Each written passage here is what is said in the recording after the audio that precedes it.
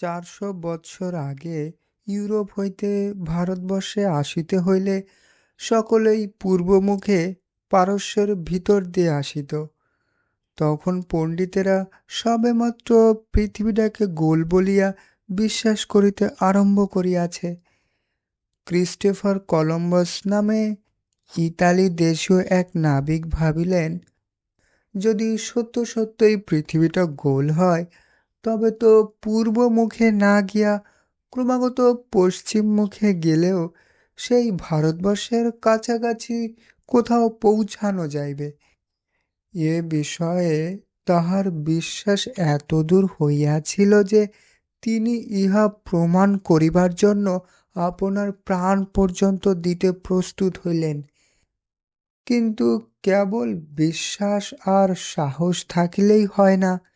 Columbus গরিব লোক, তিনি জাহাজ পাইবেন কোথা, লোকজন জোগাড় করিবেন কিসের ভরসায়?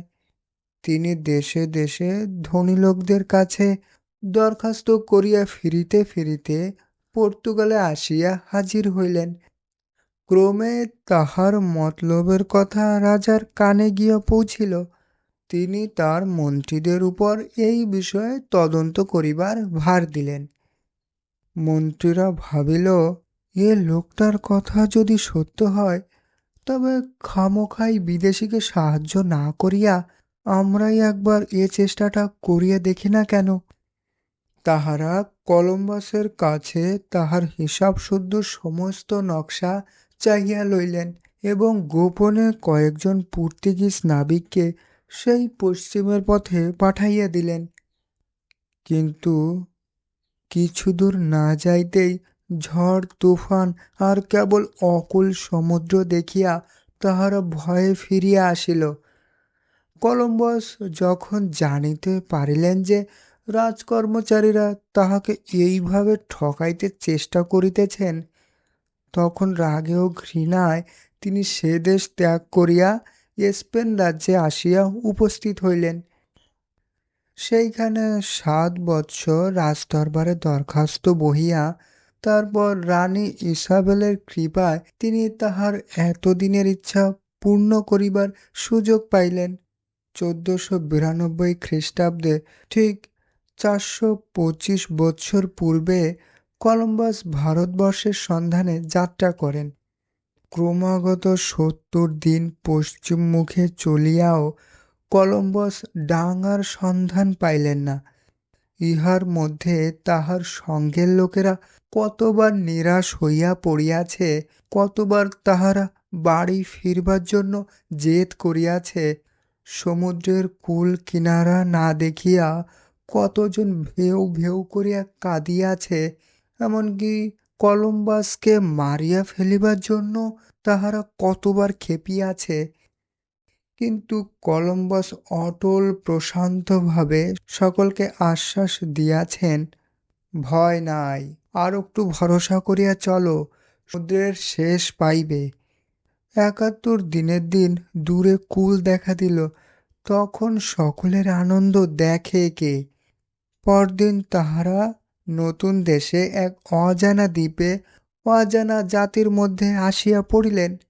তারপর কি আনন্দে সে দেশ হইতে নানা ধনরত্ন অলঙ্কারে জাহাজ ভরিয়া সে দেশের লোক সঙ্গে লইয়া তাহারা সেই সংবাদ দেবার জন্য দেশে ফিরিলেন। তখন দেশে কলম্বাসের সম্মান দেখে কে। কলম্বাস ভাবিয়াছিলেন তিনি ভারতবর্ষের কাছে কোনো দ্বীপে আসিয়াছেন, কিন্তু বাস্তবিক তিনি যেখানে গিয়াছিলেন সেটা আমেরিকার বাহামা দ্বীপপুঞ্জের কাছে। ইহার পর তিনি আরও 2 বার পশ্চিমে যান এবং শেষের বার আমেরিকা পৌঁছিয়াছিলেন। কিন্তু শেষ পর্যন্ত তাহার বিশ্বাস ছিল যে তিনি ভারতবর্ষ আবিষ্কার করিয়াছেন। তাহার এই ভুলের জন্যই এখনো আমেরিকান লোকেদের ইন্ডিয়ান বলা হয়, আর ম্যাপে ওই দ্বীপগুলোর নাম লেখা হয় পশ্চিম ইন্ডিজ। দুঃখের বিষয়, শেষ জীবনে কলম্বাসের অনেক শত্রু জুটিয়াছিল। তাহারা রাজার কাছে কোনো রকম নালিশ করিয়া রাজাকে তাহার বিরুদ্ধে উত্তেজিত করিয়া তোলে। রাজা কলম্বাসকে সবাই হাজির করিবার জন্য লোক পাঠান। তখন কলম্বাস 60 বৎসরের বৃদ্ধ। রাজার লোক কলম্বাসের হাতে শিকল বাঁধিয়া তাহাকে জাহাজে কয়েদ করিয়া রাজার কাছে চালান দিল। সৌভাগ্যক্রমে বৃদ্ধের দুর্দশা দেখিয়া রাজার মনে কি দয়া হইল, তিনি তাহাকে ছাড়িয়া দিলেন। এ অপমানের কথা জীবনের শেষ দিন পর্যন্ত ভুলিতে পারেন নাই। মানুষের অকৃতজ্ঞতার কথা ভাবিতে ভাবিতে দারিদ্র ও অনাহারের মধ্যেই এই কীর্তিমান পুরুষের জীবন শেষ হইল।